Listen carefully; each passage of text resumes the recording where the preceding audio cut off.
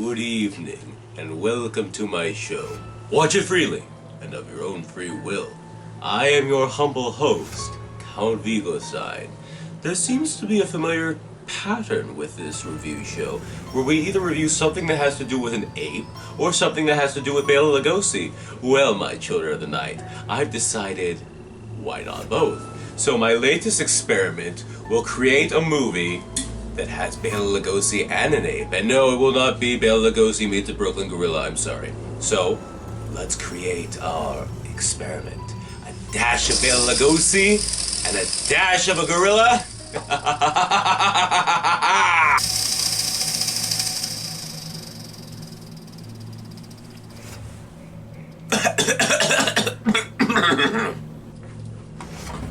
Voila! The Ape Man. The film follows a crazed scientist played by Bela Lugosi named Dr. James Brewster, who is accidentally transformed into a part human, part ape hybrid monster. The film's plot centers around Dr. Brewster trying to find a cure to stop his terrible curse, similar to Dr. Jekyll and Mr. Hyde or the Wolfman. In order for him to do that, he must inject spinal fluid into his body from his victims, who are killed by him and his ape friend.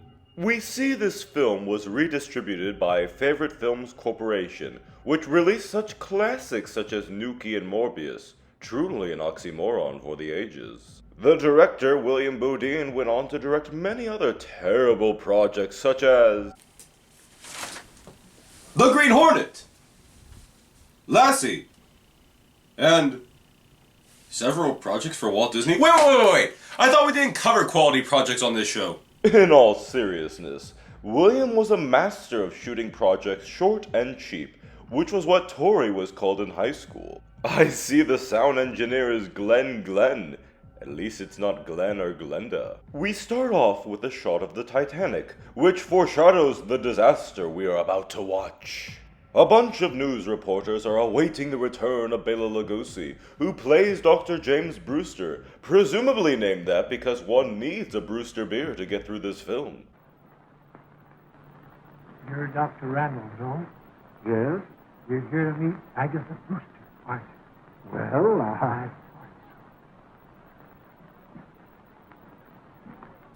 Huh. Anyway. I assume this one doctor named Dr. Randall is talking about how Bela meddled in unnatural sciences that should have never been messed with, or something along those lines. I really don't care. Careful! We are stumbling into the lair of Count Vigostein, only to find a caged gorilla, as well as Bela Lugosi, who hasn't shaved, as the Ape Man. Bela Lugosi is sleeping with an ape, kids. You know what they say. Once you go ape, you get a terrible haircut. Get back!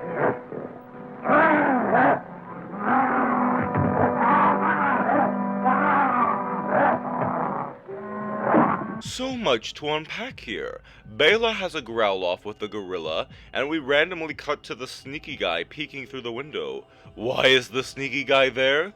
Why is Bela an ape man? Why have I pulled a Frankenstein and created a monster? And also, why does Bela Lugosi's makeup look like Michael J. Fox's Teen Wolf?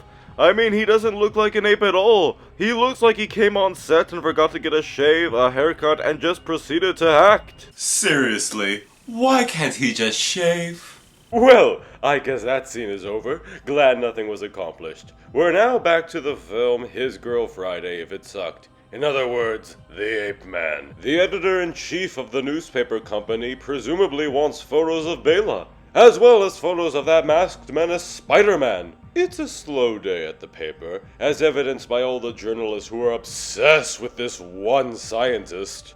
Well, listen, Mr. Brisbane, you take care of your end of it and don't worry about mine.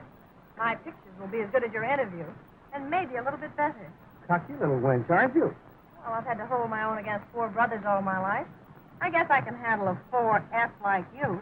4F, and what gives you the idea I'm in 4F? I can't think of any other good reason you're not in uniform. Listen, baby, you're looking smack dab at a 14-carat 1/8.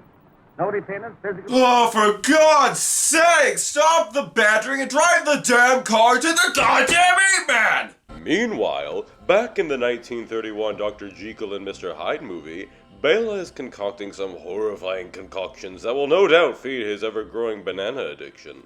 You have no idea what I've gone through in the last 3 months.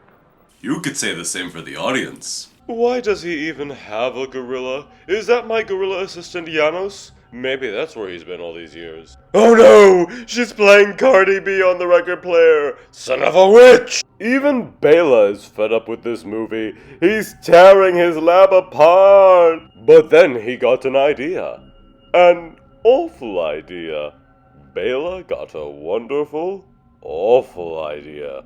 To rip off Son of Frankenstein and have the Frankenstein monster, I mean gorilla, murder people. Ironic being that Bela was in Son of Frankenstein. Jesus, Mary and Joseph! How many reporters are in this film? And don't they have anything better to do than report on an unshaven Bela Lugosi? Oh look, the gorilla murdered Alfred Hitchcock. And Bela seems to extract the spinal fluid from the corpse to help cure him of his condition. Get me the book. What's tonight? No one but one of your men. What the Karloff? No fade to black, no dissolve, just a hard cut and that's it? What manner of madness is this film? The more I ponder it, the film is similar to Eyes Without a Face, in which a scientist abducts women to take their faces for an experiment. In this, Lugosi kills people for a fluid to cure his affliction. A stretch? Maybe.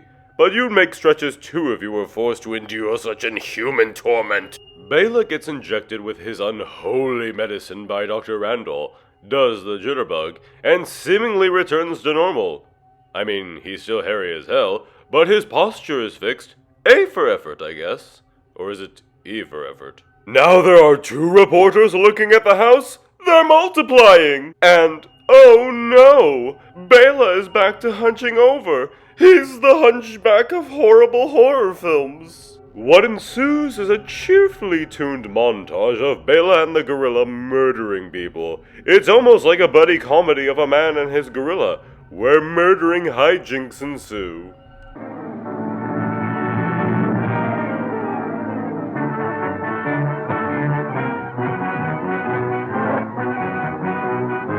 With all the reporters in this film, you think Daily Planet reporter Clark Kent would be on the scene to help save the day. And with Dr. Randall refusing to help, Bela decides to go to Randall personally in order to add to the body count.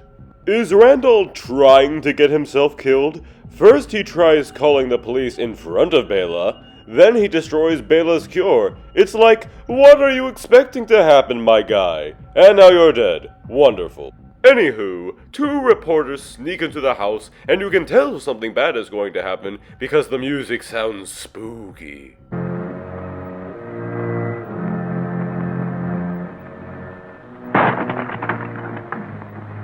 Oh, what fun! She knocked out another reporter and not Bela. But, uh-oh, here comes the Ape Man. What wacky shenanigans are about to happen?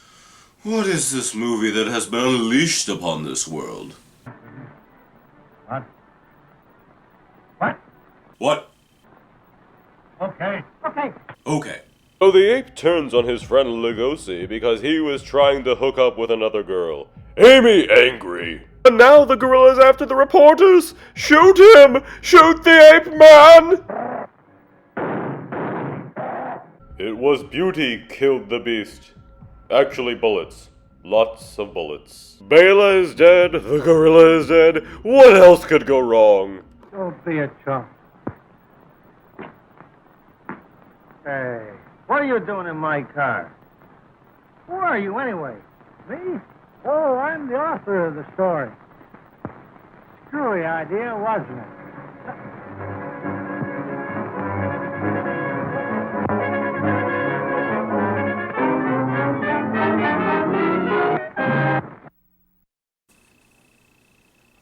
The computer.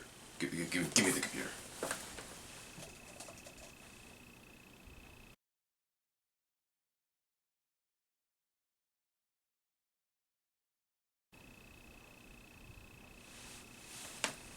Thank you.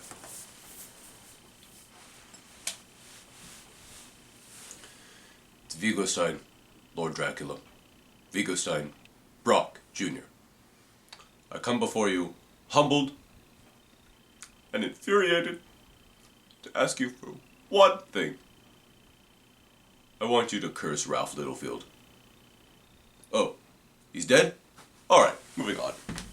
And we then cut to an image for war bonds. Wait, this film was meant to promote war bonds? Just for this film alone, I will openly oppose you and your war bonds. A pox upon your war bonds! I have nothing else to say. Let's commence with the rating. We have Bela Lugosi, a man in a gorilla suit, countless hammy news reporters, and war bonds. I decree it to be given 3 skulls out of 4. That is all. Happy Halloween, my children of the night. And on a more solemn note, I cannot help but ponder who it was that wrote this review.